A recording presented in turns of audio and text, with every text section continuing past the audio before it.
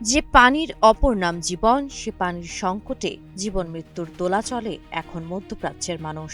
তেল কিংবা গ্যাস এসব নিয়ে যখন সারা দুনিয়ায় তোলপাড়, তখন নতুন করে সামনে আসছে আরেক ভয়াবহ বেঁচে থাকার লড়াই।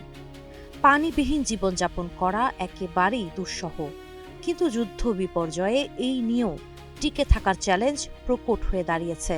বাহরাইনে একটি পানি শোধনাগারে সাম্প্রতিক ড্রোন হামলার পর উপসাগরীয় অঞ্চলে পানি নিরাপত্তা নিয়ে নতুন করে গভীর উদ্বেগ তৈরি হয়েছে। মুডিজের সাম্প্রতিক প্রতিবেদনে সতর্ক করা হয়েছে, এই অঞ্চলে ডিস্যালিনেশন বা লবণমুক্তকরণ প্রযুক্তির ওপর অতিরিক্ত নির্ভরতা এখন একটি বড় নিরাপত্তা ঝুঁকিতে পরিণত হয়েছে। উপসাগরীয় দেশগুলোর জন্য ডিস্যালিনেশন কোনো বিকল্প নয়, বরং প্রধান পানির উৎস। গালফ কোঅপারেশন কাউন্সিল জিসিসিভুক্ত দেশগুলোর বেশিরভাগই তাদের পানযোগ্য জলের বড় অংশ এই প্রযুক্তি থেকে পায়। যেমন কুয়েত প্রায় ৯০% পানীয় জলের জন্য এর উপর নির্ভরশীল।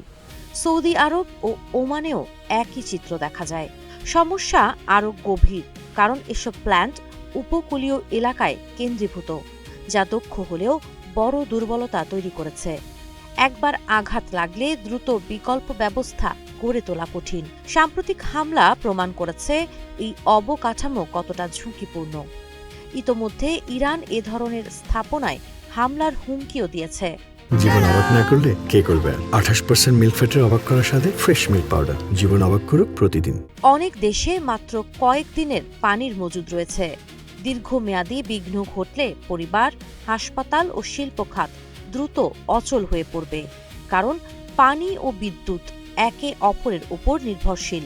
পানি উৎপাদনে বিদ্যুৎ লাগে, আবার বিদ্যুৎ উৎপাদনেও পানি অপরিহার্য। এই বাস্তবতা স্পষ্ট করে দেয়, ভবিষ্যতে বিশ্বে সবচেয়ে বড় সংকট হতে পারে পানির। খাদ্য বা জ্বালানি নয়, নিরাপদ পানির অভাবেই সবচেয়ে বেশি প্রাণহানি ঘটতে পারে। তাই পানি এখন কেবল সম্পদ নয়, মানবজাতির টিকে থাকার প্রধান শর্ত। সাবা খান, নাগরিক প্রতিদিন।